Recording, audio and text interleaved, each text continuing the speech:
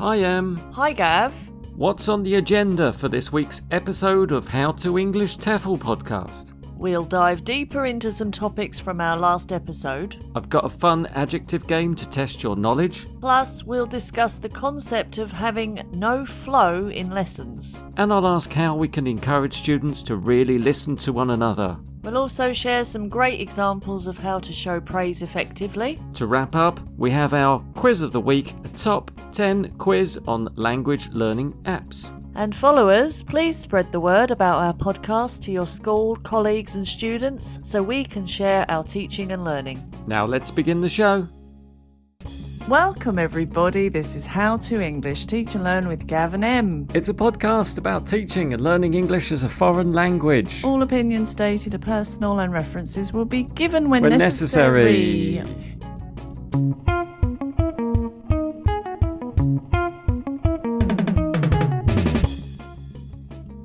To say to that, Gav. I'm sorry, did I interrupt? No, you didn't interrupt. You just weirdly joined me at the end. I thought it might be nice if we both ended the introduction together.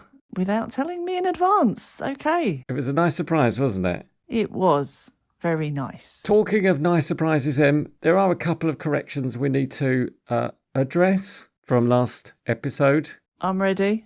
But first of all, should we introduce ourselves once again? Yes, we should. I think it's only right and proper that we tell people who we are. And I am Em and you are Gav. And we are both TEFL teachers, teachers of English, foreign English teachers, teaching and travelling and teaching, and sometimes not doing anything but planning. Intensively. As I mentioned, Em, there's a couple of corrections from last episode. I mentioned, I don't know if you remember, but during episode 18, getting things done, I brought up the fact that I once ran away from a boot cleaner. You did, and you didn't elaborate very much. Well, you didn't ask me. Elaborate. No, I didn't. Is this a correction of what exactly are we correcting? What were we talking about at the time? Why did boot cleaning come up? We were talking about causative, and we were talking about having your shoes cleaned or cleaning them yourself, and then you said you ran away from a boot cleaner. That's it, you were having it done, getting it done, or simply doing it yourself. And I said, well... Or not getting it done, as it sounded. Well, precisely. I ran away from a boot cleaner because the aforementioned boot cleaner had put some cleaning fluid on my boot. My boot did not need it. And I think that this person was trying to scam me. It's an interesting scam, Gav. I've not heard of that one. It was a forced boot cleaning episode and I was not partaking. So I dashed off instead of having to wait around for this person to clean my boot, which incidentally didn't need cleaning. Interesting. Not exactly a correction, more of a clarification? An elaboration. An elaboration, okay. Yes. Is that the right word? It's an elaboration, is it? I don't know. I guess so. An elongation? Extension. An explanation. Embellishment.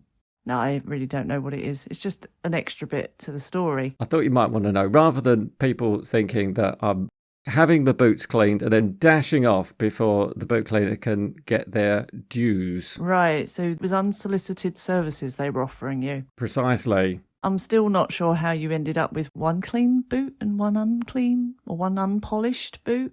Or just a load of cleaning fluid on one foot? That was it. I had some cleaning fluid and I had to go home afterwards and polish it myself. So I didn't have it done or get it done. I did it myself. No, that's right. That's a funny story.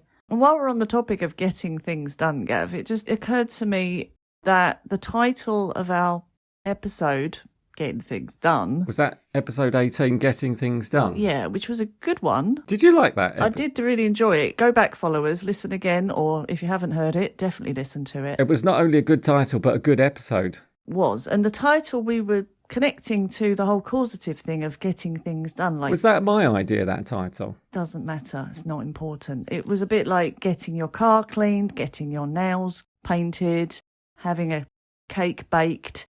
But then I realised the actual phrase getting things done, Gav.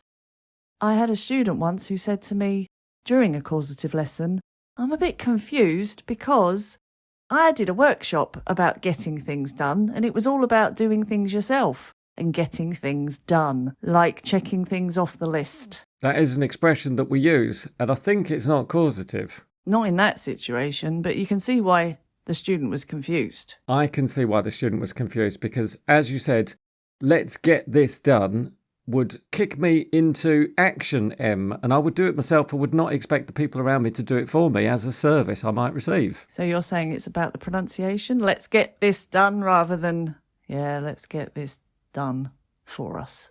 I need to get this done. Which is also yourself. Oh, yeah, it is, isn't it? It's confusing, but I think you're right. It's just a phrase that has become a standard for I need to do this stuff and it's not easy and maybe I just need to get down and do it. Yeah, but if we say, let's have this done.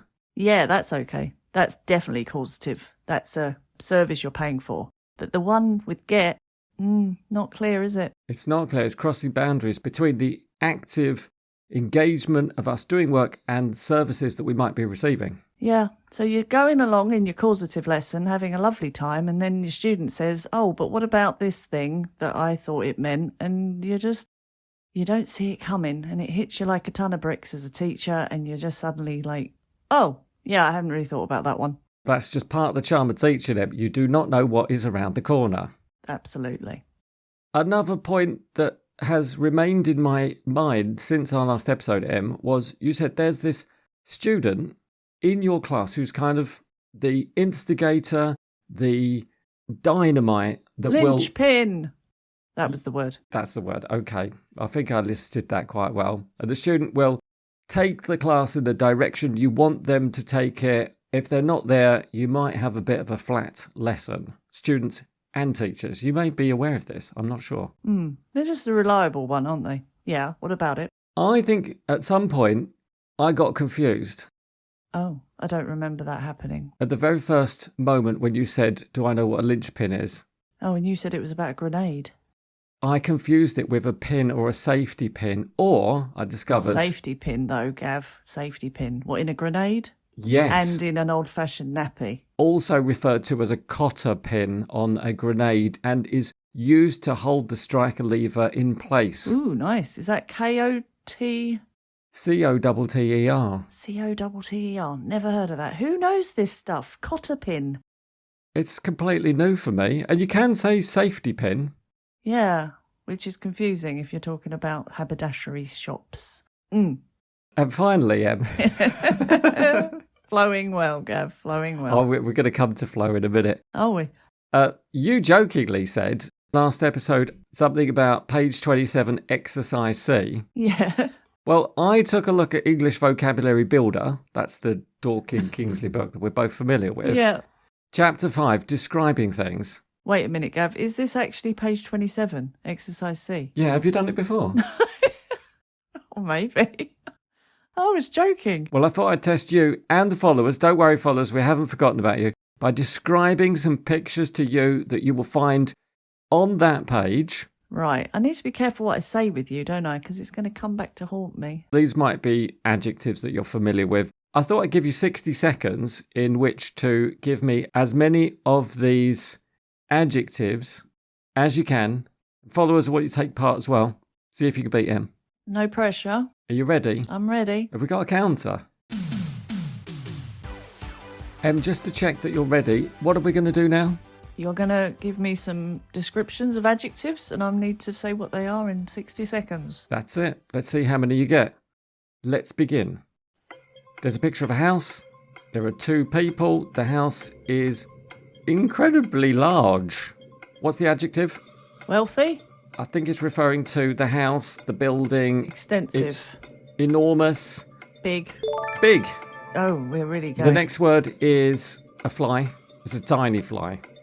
In fact, it's really, really... Tiny. Oh, I said tiny. I'm not going to say the word. I am paying attention, honest. Small. Small, very good. Okay. Now there's a car. It's driving down a road and there is a lot of space on this road. Wide. Good. And then the car suddenly turns a corner and the road is not wide. Narrow. Yes. Now we're looking at a ship. The ship is on the sea and we would describe the sea as very... There's a lot of it. Deep. Very good. Now the next thing is a table. And the table is so... You're doing hand movements. Don't do hand movements. I can't stop myself. All right, the opposite of high. Low. Oh, how long's that been now? I don't know. It feels About like 2 forever. minutes. Okay. Stop! Yay! Well done. 1, 2, 3, 4, 5, 6, 7. I don't know. You got about 7 points, but I think it might have been a minute and a half. That was fab. It was Really fun, fab. wasn't it? Page 27, exercise C is fab. And I like what you did with that, Gav, because you took it out the book. I did take it out of the book. You didn't really take it out of the book. You were looking at the book. I wasn't looking at the book. For you, it was out of the book. It was out of the box. It was off the page. It was great. And how much language did you have to come up with, Gav? It was really nice. I had to be very creative with that. And I had to really pay attention. You know, it's not very often where you get an activity where both students are just really engaged. I was really engaged. So was I. And I hope the followers were too. Great little activity, that. Talking of flow, I Yeah. felt there was a lot of flow there. There was. But before that, there was no flow. Or virtually none. No. It was a bit stop-start, wasn't it? Was it? Well, yeah. Like now, you mean? Like now. I know what you mean. Have you ever been teaching, or to our student followers, have you ever been in a class where there is just no flow? Yes. Yes, I have. Could you describe that to us? It's a strain, I find, and it is very much finish one thing, go to the next, or finish one topic, a conversation, and then go to the next. And when there is flow, Gav, it's amazing, isn't it? It's so different, and it's a magic formula, or it's just like fairy dust that is sprinkled over a group of people or a student, and it just happens. Does it only happen when you're doing some really top-notch activities like the one we just demonstrated? No, I think it can be just in a conversation. If you've got everyone engaged and they're all adding contribution and it's an interesting topic that they're all enjoying talking about and you're just not aware of the process of it, I think then it's that magic state, that flow state. You're not looking at the clock. You're not thinking, I really need to do some laundry this afternoon. Yeah, that's right. You are in the moment and it's a special thing. So are we talking about flow or no flow? Well, I guess if we talk about no flow, then we also will cover flow. Okay, so no flow, Gav. What do you do with a no flow class? Well, I think I need to know why there's no flow. I did have the experience this week of a student saying, Teacher Gav, there's no flow. Actually said it to you? Actually said it to me. No way. I was shocked.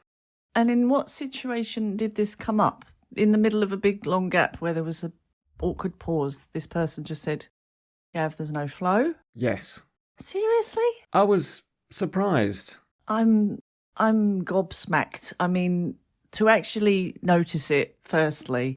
Secondly, to comment on it. And I don't know what thirdly is, but just, oh my goodness. Well, I was kind of impressed as well because that did suggest to me that at other times there are flow. There is flow. There is flow. I really like the glass is half full attitude to this, Gav. I would be mortified. And this was a one-to-one or a group? This was a group lesson, a small group. And I must admit that it was a little bit stop-start. It was like, how was your weekend? Great. How was your weekend? Great. How was your weekend? Great. And then that was kind of, okay, we've not really found any topics that everybody wants to go for. Problem is that if you've got a group who have very different interests, you don't want to talk too much on one topic that the others might not find so engaging. Yeah, that's true. But if your students are just saying great, I blame you for the no flow. Oh, no, I was saying great. Oh, so they would talk to you about their weekend and then you would just say great. Yeah. I don't know now. I'm thinking then they're not a very interactive class. They just take their turn. They don't want to talk to each other or ask each other questions. It's just turn taking. It was a bit turn taking. I think we just didn't find the topic everybody wanted to go for, but we did eventually, you'll be pleased to know. And then did you say to the student, how's the flow now, huh? I might have done. Let's all just keep being really aware of it. That's like what you want. Well, the great thing was that it was at the very last moment of the lesson. We had 20 seconds to go And we had an amazing lesson. There was loads of vocab. There was a bit of grammar in there. We had a really deep, meaningful conversation. We had a few other things going on, which was really cool. And then I stopped 20 seconds to go and said, well, how's that for a bit of flow? It's a very honest relationship you've got. So can we just go back to the moment that your student said there's no flow, Gav? What did you say? I said, yeah, you're right. And then what? And then I looked for it. Oh, but you never can create flow. It's not like that. You can't just magically make it appear. I think that's the point of flow. You don't even realise it. That's it, exactly. I just kept encouraging them and saying, come on, give us some topics. What's happening? What's your latest project? What's the gossip in the company? You know, who's doing what to who and where, and give us some more details. And suddenly it got really interesting, and then everybody was into it. So it was just finding the right topic then.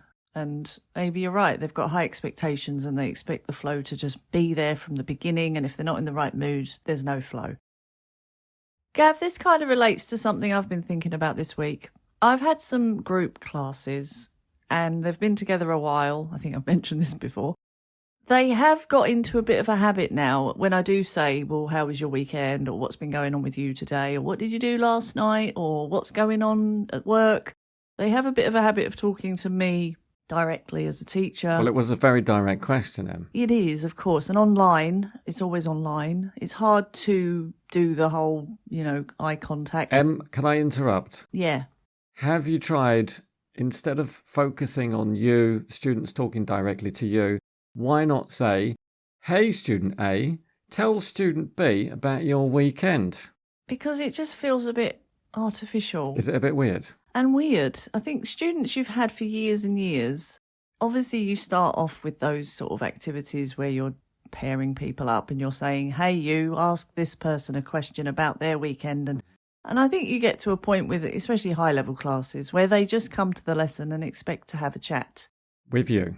Well, that's my problem, and you've sort of jumped ahead a little bit, because what I'm trying to say is it a problem if they're talking to me directly? And if the others are actually just zoned out doing something else, maybe it's okay if the person talking is getting the reaction they want from me. Why do the others have to be part of it? I'm not talking about activities where I'm trying to teach something, or it's, grammar, vocabulary, whatever the meat of the lesson is. I'm just talking about that small talk bit at the beginning or at the end, maybe, like what you're going to do at the weekend. Do they have to be completely engaged, in your opinion, and listening? And I think I know the answer. What do you think? Just for the introduction. Yeah. Is it what they're paying for, Em? Is it why they've come to you? They think to themselves, today is English day. I've got 60 minutes, I've got 45 minutes, I've got an hour and a half to speak to Teacher M. There might be a couple of other people there if they bother coming, but I'm really here to talk to Teacher M. I'm wondering, and also the whole thing you've said about maybe there's a group that don't have the same people every week, so they don't always have that bond, a great group that connect together and chat at the coffee machine after the lesson. They're just looking to practice their English for an hour. But I think we both agree that we want our students listening to each other, engaged in the whole conversation, even the bit at the beginning, because they might learn something, they might want to ask something. In an ideal world, I completely agree with you. That is my goal. And I would push for that and try really hard to get that group to like each other and be interested in each other. But after 6 months of doing that, if they really are just not listening to each other, and even if you're saying to them, are you paying attention? And they're like, yeah. I just think these are adults. If they're there and they don't want to be part of the social group, maybe it's okay. Maybe that's their prerogative if they just want literally to talk to one person all the time. You're making a group class into an individual class. Well, yeah, I suppose it's like 5 one-to-ones. I'm not talking about every class, obviously. I would say 9 out of 10 of my classes, the mood's brilliant. They're all interacting with each other. They come and they're really interested to hear about each other and what they've been up to. They ask questions. They are a great unit. But there are 1 or 2 where I just think, I'm just trying really hard now to make these people like each other. And it's just not always going to work. And maybe you're wasting your time trying. I mean, it's a frustrating thing if then they tune in for a couple of seconds and they're like, oh, I didn't know you liked badminton. Yeah.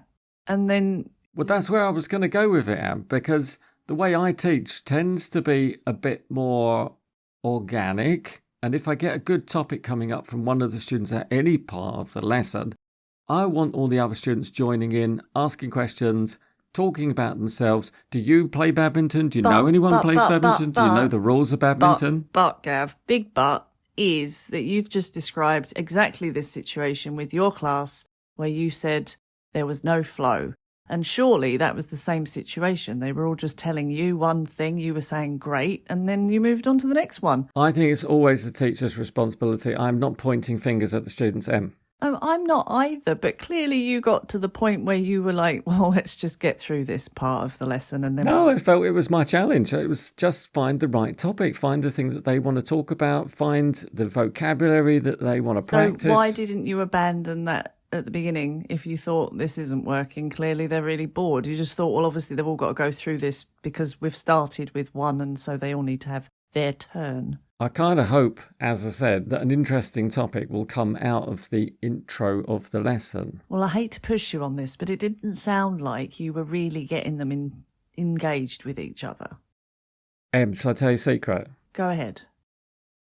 I think that they wanted a more chatty, gossipy kind of lesson. And you weren't going there? I didn't want to go there. Well, that's something else. I know. That's why I'm a bit reserved to go any further with this conversation. I see. That's very niche flow. We are going to go flow, but only Gav flow. Yeah, I was kind of keeping it like, you know, I've got my grammar pages, I've got my vocabulary lists, I've got my standard lessons. Let's try and keep this class in the standard curriculum. But they were saying to me, I want to talk about other things. Well, now it's getting messy. It's really complicated, Em. It is. I know what you're saying. So then that's up to you as a teacher, whether you're resisting the flow and where it wants to go, you know, whether you're going to redirect the flow or not. And then you might actually just stop the flow. Cork it. Yeah. I did suggest to some students today that I might pair them off into their breakout rooms or put them in different classrooms and ask them to have a good chat on a specific topic. It could be talking about products that your company sell. It could be on what you watched on TV last night, whatever the topic. They are the generator of that. Exactly. Helps. Then they've only got themselves to blame. And I said, is this a problem? And what did the student say? Is what a problem? The breakout rooms? Yeah. I don't know. Because I might not be in that room with them. Oh, and they said that. The teacher may not be present in that room. And that was not good for them. Well, what do you think? What do you think the students said? Do you think they were shocked? Do you think they were grateful? No, I think they would have loved it. Oh, okay. No? Am I wrong? They were a little hesitant, and then I said to them, I think that this exercise could be about your fluency. Yeah.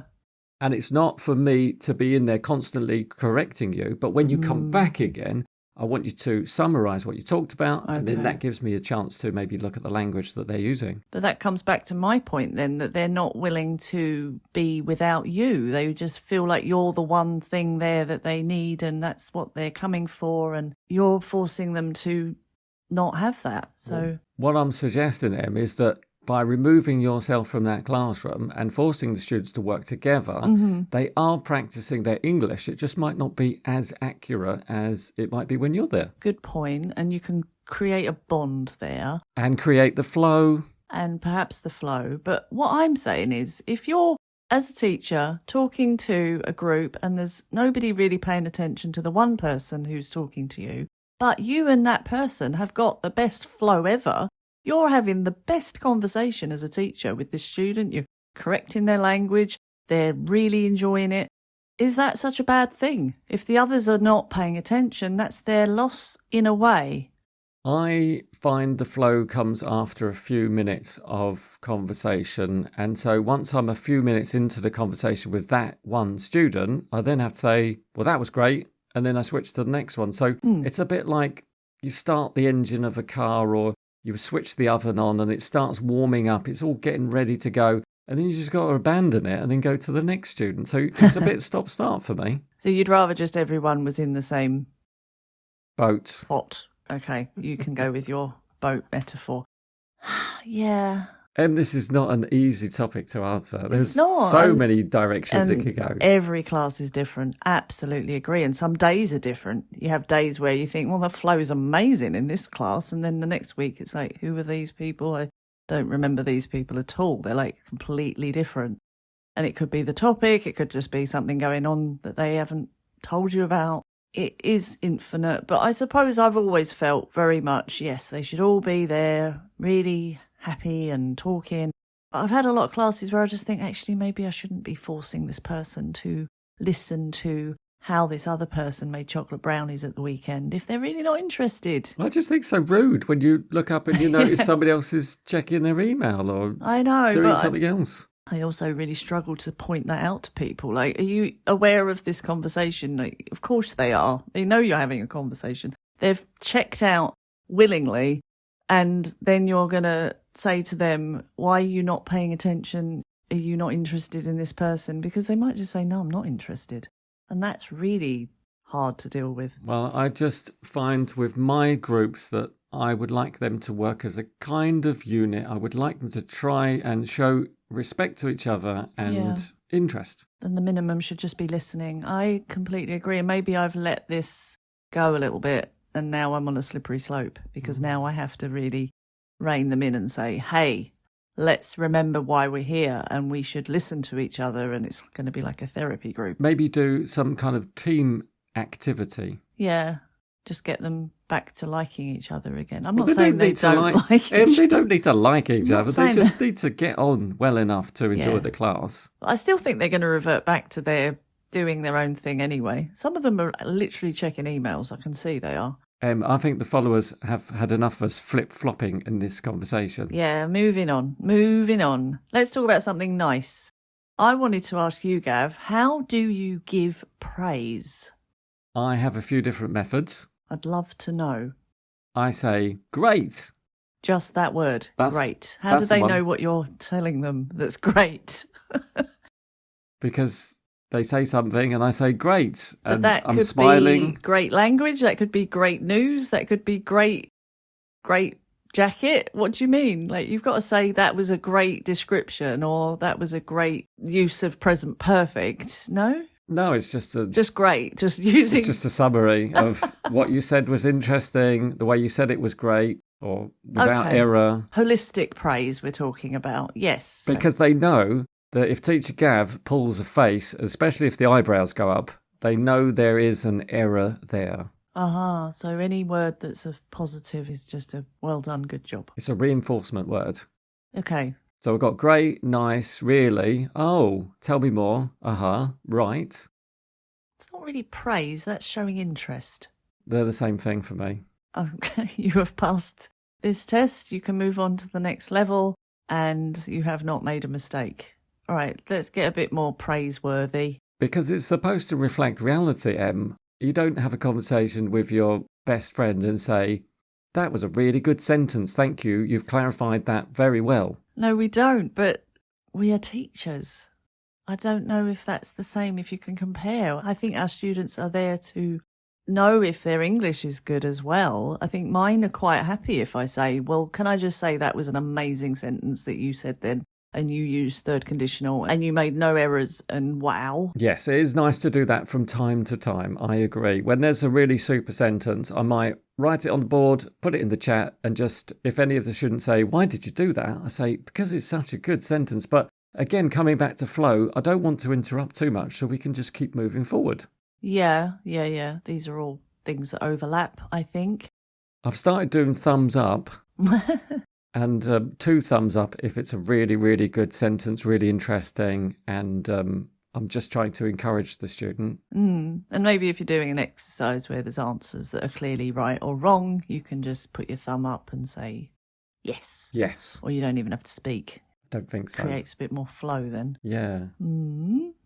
I also nod quite encouragingly, and it might look slightly violent sometimes, but it's just because I'm really, really into what you're saying and the way you're saying it. With a big smile as well. I've got a huge smile on my face. Yeah, that's a really nice one. That is encouraging and shows that they're doing a good job of what they're saying. Because I don't want to interrupt too much. Again, we don't want to stop the flow. We want to keep moving forward. Yeah. We want to keep encouraging them. Em, how do you show praise to your students? What you've said, definitely, all of those things. I can't see you doing a thumbs up, to be honest. No, I do. I have done the thumbs up. Have you done the OK sign as well? Not so much that one. I clap sometimes, silent clap. Oh, I do that, yeah. Little, like, up to my face clap. And, yeah, I do write down things I think were really, really good. It is funny that you have to do everything within the window of the screen if you're an online teacher. I know. Clapping next to your cheek. Yes. When you describe something as big, you have to put your head right back. And then you put your arms right out. Yeah, and if you're trying to mimic a bird, you're kind of doing this flap near your ears thing. Yeah, it's quite constrained.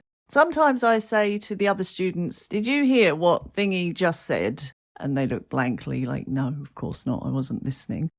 And then I say, well, can you say it again to the other one? Or if they don't remember either, they said this thing. And That's isn't really that good. amazing? And how did you learn that? And sometimes I do really want to know the backstory. Like, how do you know that word? Where did that come from? And often there is a really nice story, the favourite TV programme, or they learned it in a computer game or something. So it's really, really good for that as well. And teaching with stories is a great way for students to remember stuff. I do that too, because I had a student use worth, and unfortunately they used it incorrectly.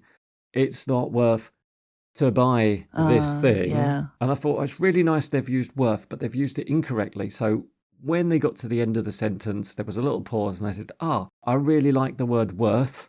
I put a little grammar explanation in the chat, or you could do that on the board. And I said, don't forget to put verb ing on there. So let's say, for example, buy this car. And then the student said, is it worth buying this car? Mm-hmm.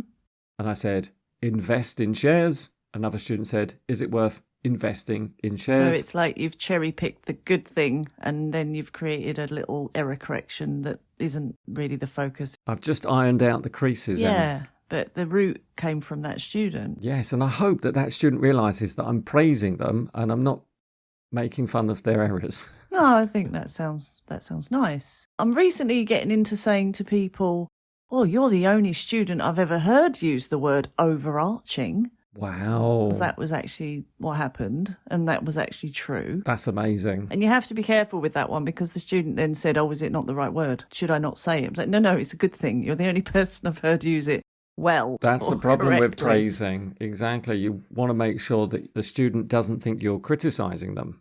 Yeah, so make your language clear. What else do I do? I don't really go in for writing feedback, which I think maybe I should sometimes, because everyone likes to see progress and everyone likes to know what's going on and how well they're doing. And What do you mean?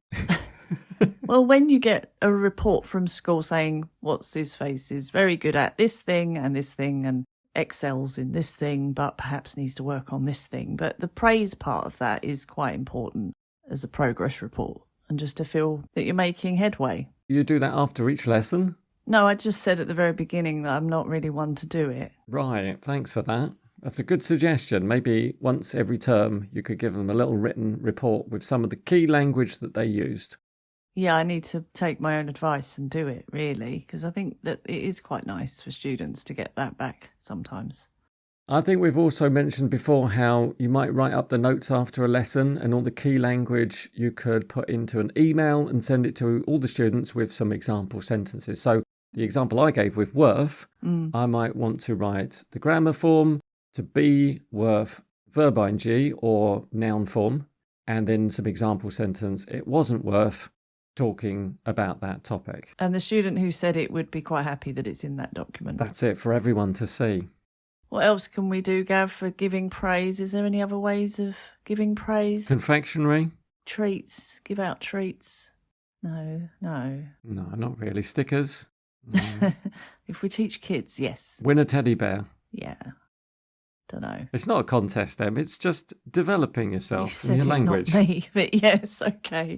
Okay, maybe bring in a chocolate cake or something. You're all a great class. At the end of term, maybe, Yeah. I think maybe giving some more control to the students could be a kind of reward and saying, I trust you. I think you're doing a great job. Why don't you choose the next topic for the class? Why don't you decide what grammar we're going to study this term? Mm-hmm. Or you did that so well, I think we're going to go up a higher level and do something harder because you seem to find this really easy. That could backfire, and all the other students might hate student A for being so good at English that they all end up doing advanced grammar for the next 6 months. Possibly. I'm sure there's lots of other things we can do. So followers, if you have any other ideas for praise, giving praise, making your students feel appreciated, let us know. I'd like to hear some of those suggestions. Well, Gav, I guess this brings us to... Quiz of the Week. That's right, and this week's Quiz of the Week was written by Teacher Gav. With perhaps a little bit of help from amberstudent.com. I might have just pinched a couple of little ideas. I thought, as we're a teaching and learning podcast for both teachers and learners, it might be useful for us to share some top apps that our students might enjoy and benefit from, because this week I have been recommending a few to my students. How are you going to quizify this, Gav? I have taken the names of some very popular apps. Can you name a few? Yeah, maybe. Like Duolingo? Yep. TalkPal is a new one, I think. You can talk to an AI.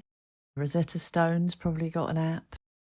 Bullets must have an app. There's plenty out there. Is this not what the answers are going to be? Have I not just told you all the answers? No, because I have also invented some app names. Yeah. And all you need to do, and the followers, is to identify the real apps from the bogus ones. Sounds easy-ish. I think you'll be okay. Now, let's begin. I have a list of the top 10 language learning apps. And as I said, some of these are false. I want you to identify them. Let's begin with the first one. It's called Mind Snacks. Now, is that a real language learning app, or is it a fake app? Well, if it is a fake one, I'm registering my name on that. That is a great name for an app. So I'm saying it is an app, yes. It is, you are correct. Mind Snacks is an app that you can download for your language learning. It focuses on vocab and grammar, and according to amberstudent.com, has adorable graphics. Oh, I want to find it and look at it. Is this specifically for EFL? These are all language learning apps. You did say. Good. Our second app is called Lingo Lango. So many have that lingo in them, don't they? Lingo Lango, no. You think that's a fake one? I think that's fake. You think I just made that up out of my mind? Perhaps invented this entire activity, this quiz of the week, just so that I could say to you, Lingo Lango, is that a real app? It's a great name. I love it because language, Lango, Lingo Lango. Can I change my mind? Say it's real? I think it's real. Is it? Yeah. No. Oh, you made me doubt myself. I completely made that one up. I'm terribly sorry. That's great, Gav. It should be, shouldn't it? You should go for that, Lingo Lango. I need to trademark that one. Our third app name is Wordy. Wordy. I know there's a Wordle, so maybe Wordy is trying to get on the gravy train of Wordle. And maybe if you put in the wrong word, you get Wordy, not Wordle. I say yes. Wordy is a real language learning app? Yeah. No. No, really? Nobody has got that name. Not that I could find, anyway. I did have a good look. Wordy. Obvious. We should definitely patent some of these names, Em. Yeah, I don't know if that's the right word for it these days, Gav. I think you've got to get the right word. An app. What do? You register. Yeah. Number 4, Mondly. You can't even say it. Mondly. Mondly. Mondly. Why? Mondly. Mondly. You can't say it. Mondly. I can't say it. Mondly. I've got a T in there somewhere. Mondly. Mondly. Mondly. Mondly. Mondly. Or if I say it fast, it's easy. Mondly. Yeah, I guess it's real. It is real, and it Because has if you can't say it, I don't think you would have made it up. 33 languages and an AI chatbot. Ooh. Students out there, if you're looking for an AI chatbot along with your language learning app, Mondly Yeah, there we go. is the one. Mondly, okay. App 5 is Wordy Window. Well, we're embellishing Wordy on its own to Wordy Window, so Wordy wasn't real. Is it a trap? Guess Wordy Window is real, or you're very, very clever. I think Wordy Window is real. No! It's not. What? You fell directly into my trap. I did, didn't I? Let's hear number 6. Drops. Drops.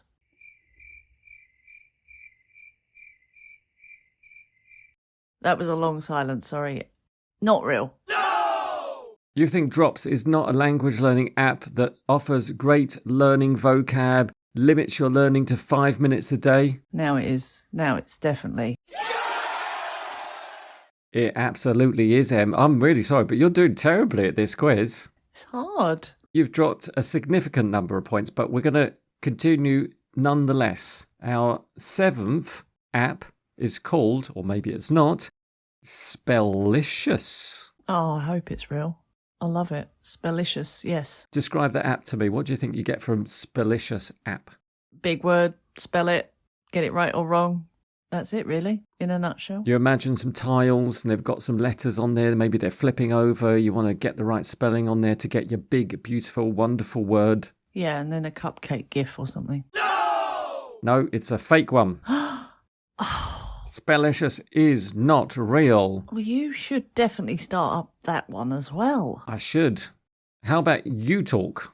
uTalk with a U. It's just a letter U with a definitely small U, real. Definitely capital T. Definitely real. It offers up to 145 languages. Wow, are there that many? I don't even know there were 145 languages. And dialects. Ooh. And especially suitable for beginners, apparently. Ooh.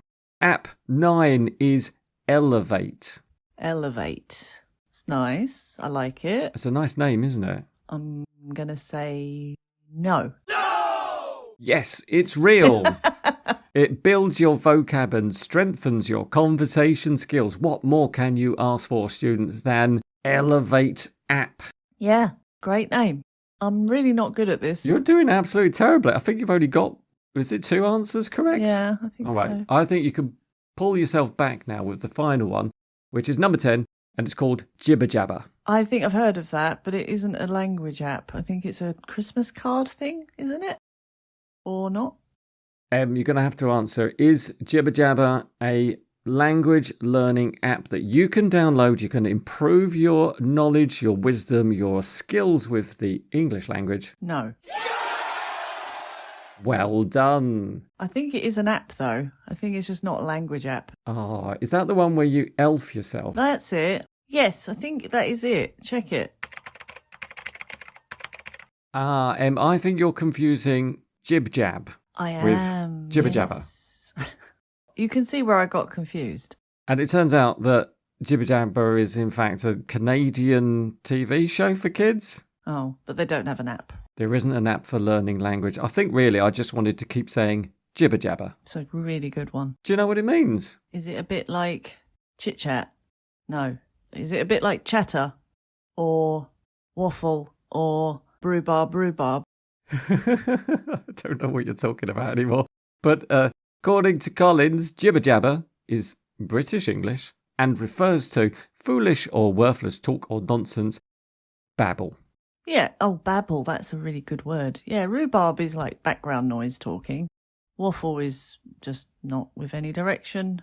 And chatter, which just means talking, I think. But they're all a bit different. So jibber-jabber is like babble. Babble. I think we've been babbling a bit too long for these people to tolerate, Em. But well done. You got, I think, 3 points from that. So Ooh. You're definitely going to be able to download some of your favourites and just start learning. Yeah, and I definitely will. And we'll put all of these in the show notes. I mean, the real ones, not the fake ones. That is a very good idea.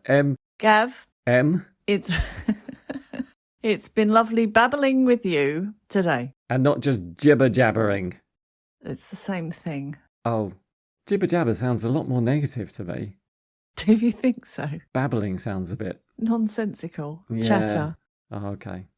Anyway, it's been nice talking to you. It certainly has. I think I have learnt a lot from today's show. And that's what it's all about. It is, and I hope the followers learnt something too. Until next time. Bye for now.